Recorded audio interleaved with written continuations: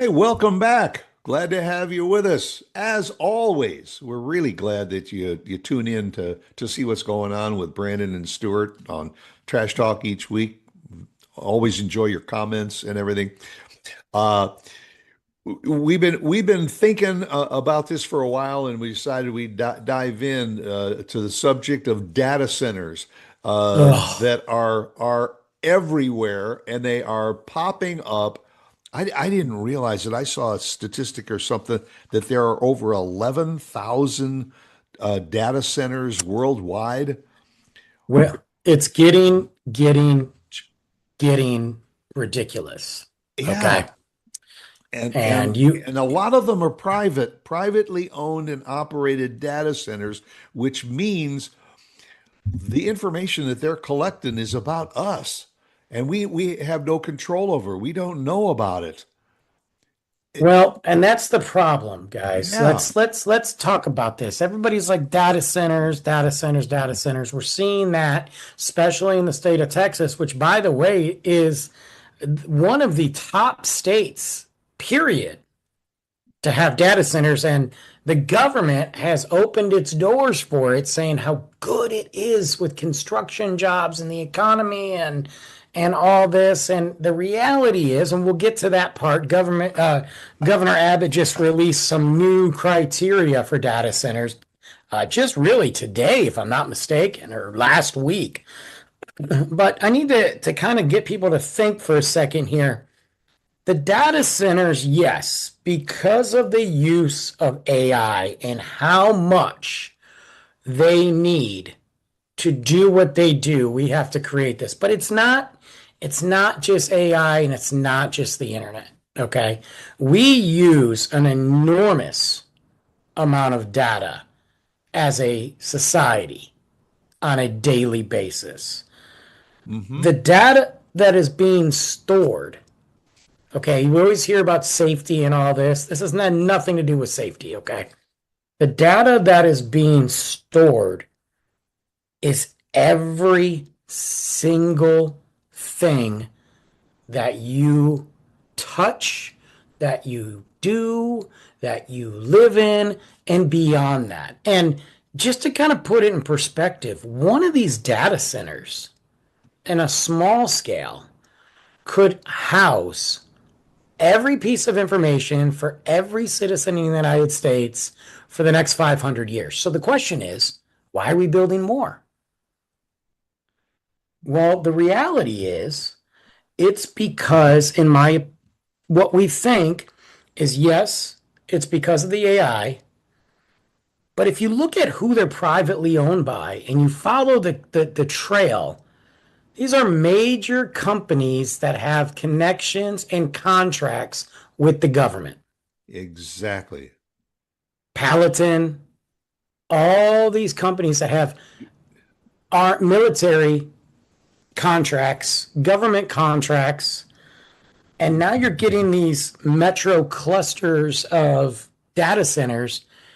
Guys, they are using this to spy on the United States, which, by the way, is illegal. Just thought I'd say that.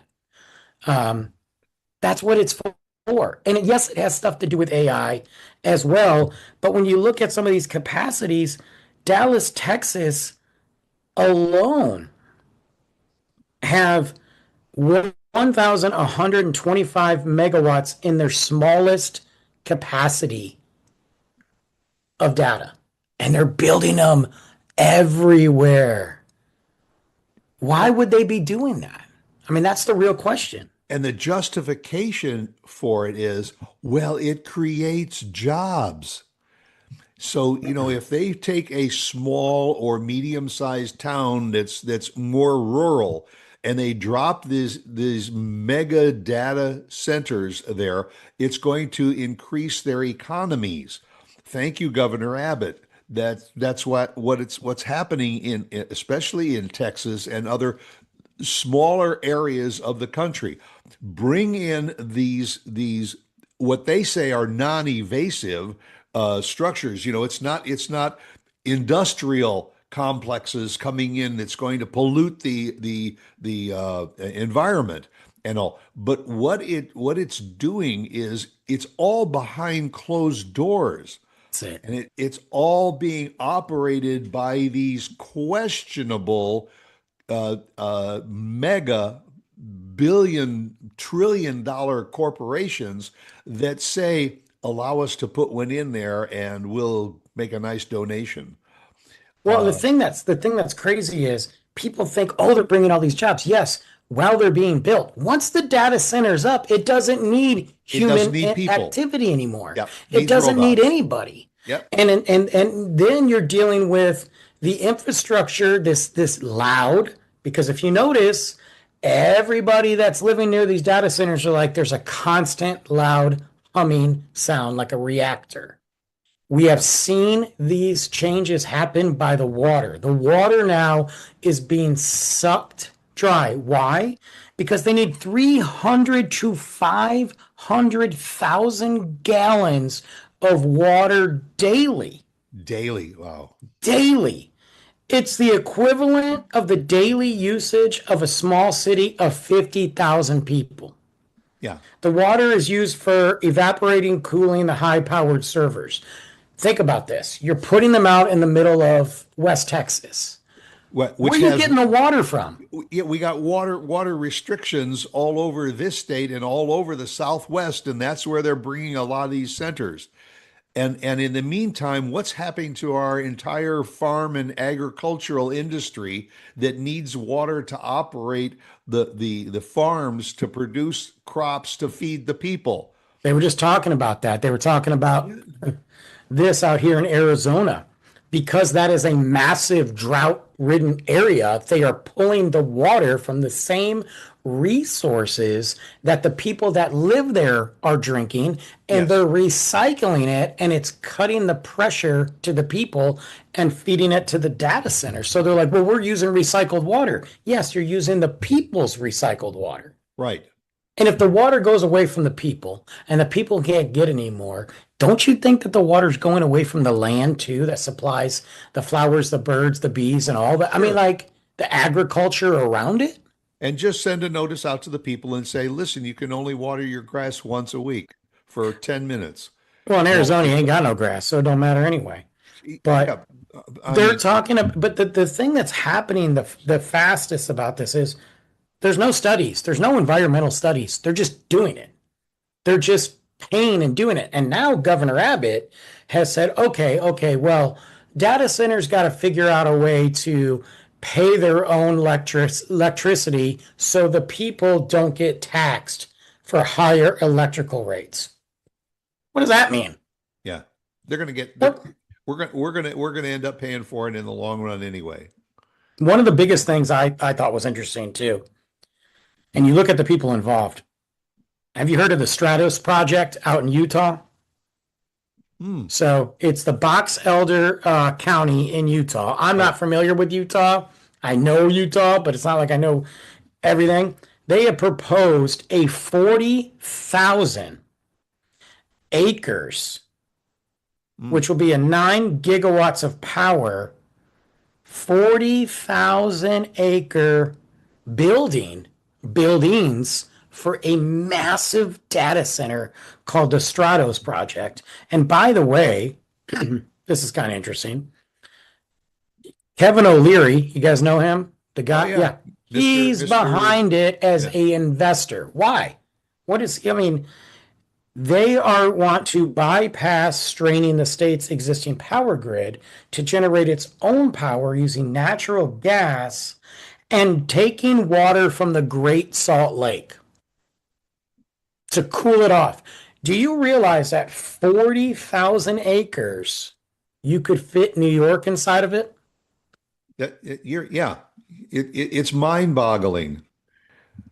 Uh, It's unbelievable. And now they want to use this. They have another one in Millard County to do 12 gigawatts of power, and they want to expand it to connect you are literally going to have a city of data centers. It's going to look like a metropolis, but nobody's living there. Yeah. And I need And you. like you said, when they're going to create these and build these, it's going to bring jobs, especially in the Sure. construction industry, and they're going to build it and all. And then what happens when it's finished and everything? It's going to run itself because that's what they want right from the get-go. And then now the town becomes a ghost town, except for the operation of the data centers. Now, And behind these data centers are names like Amazon, Google, Microsoft, Meta. uh, and these are not people's organizations. These are the top 1% of this country that already owns everything and is getting all of the breaks, and they continue to get the breaks, and they continue to what you said at the outset of the show, the fact, and I hope the people that are watching and listening stop and think about it. Every little click on your computer that you use every day, every time you hit save or whatever, or you open your computer, you shut down your computer, every little thing that you, mom and pop across America, do is being saved and stored somewhere by somebody. And not only are we doing it to our own people, but these data centers also are going to be storing and maintaining the records and information from all over the world. Well, and that's the biggest thing is everybody worries about data leaks. It doesn't matter anymore. Okay. Because your data is gone. It is virtually impossible in today's It's world, it's leaked. It's out there. in today's world to go off the grid.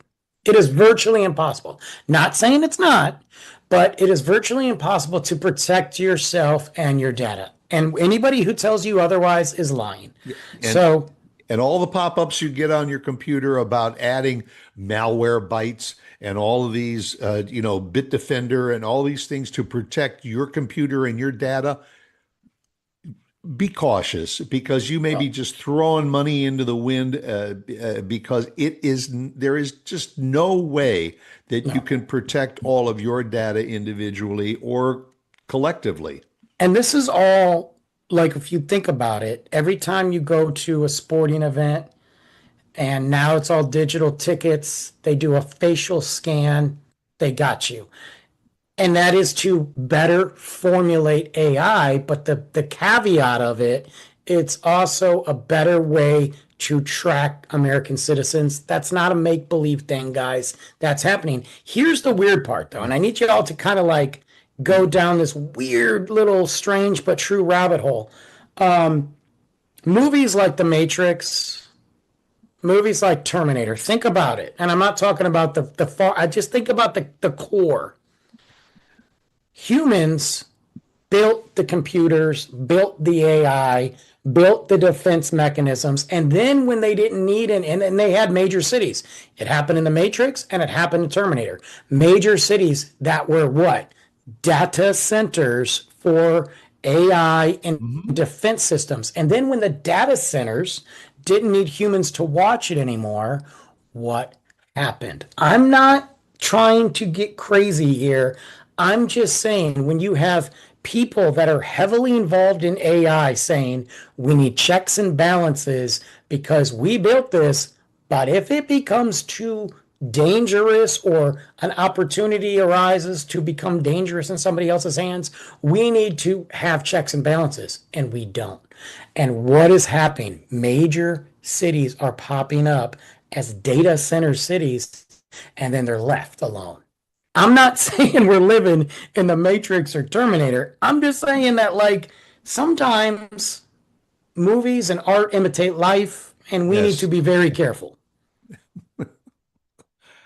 I, and and the unfortunate thing is there is no government control over this No, because they're because in on it.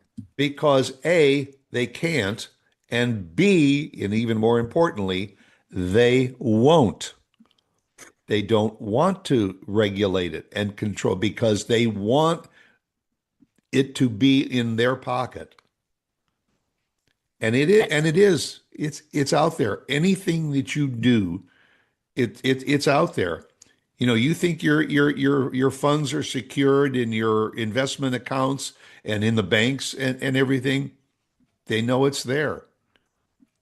Well, and the biggest thing is if you, the thing I'll close with is if you look at the people involved and the major companies involved, there's a Hmm. two-part to this. Jeff Bezos, Zuckerturd, all these bigwigs, Elon Musk, the bigwigs in the government. You know what's Gates. interesting is, and this is not me being crazy, I know I am, but this is follow it. Every one of those people that is pushing data centers, pushing AI, pushing this, pushing that. Do you know that every single one of those people have built major billion-dollar nuclear war bunkers Wow. in certain, and that's the truth. Why? Because they realize things can go wrong. That's not like, oh, I built a nuclear bunker because I got this money. They are like Yep. Zuckerberg, who's the most weirdest, strangest creep I've ever seen in my life. He plans on living there once AI, he said it, once AI gets a little too big, he's going to go live there. It's an old military term called CYA. Mm-hmm. And the other thing is, what happens when your digital money, which that's what 90% of you use, when your digital currency is attached to data that is yours, but what if they deem you, okay, this is a problem, and they freeze up all your funds? How do you survive? Guys, I'm not crazy. Research it. Yeah. Yeah. Check out your state. People in Texas, wake up. I'm from Texas, come and take it. Guess what? They are taking it, and you're letting them take it. Just saying. Yep. Hey, I don't know. And it ain't going to end. It ain't going to get better. It's going to get a lot worse before we even think about it, maybe trying to get better. And I Yeah, I don't agree. I don't I don't think it will. We're under the gun. True story, guys. Yeah. All right. God, make it a good day. Stop and think about it. It's a tough subject and everything, but you better be aware of what's going on. And Yes, then sir. come back and see us again next week. Take care. Bye.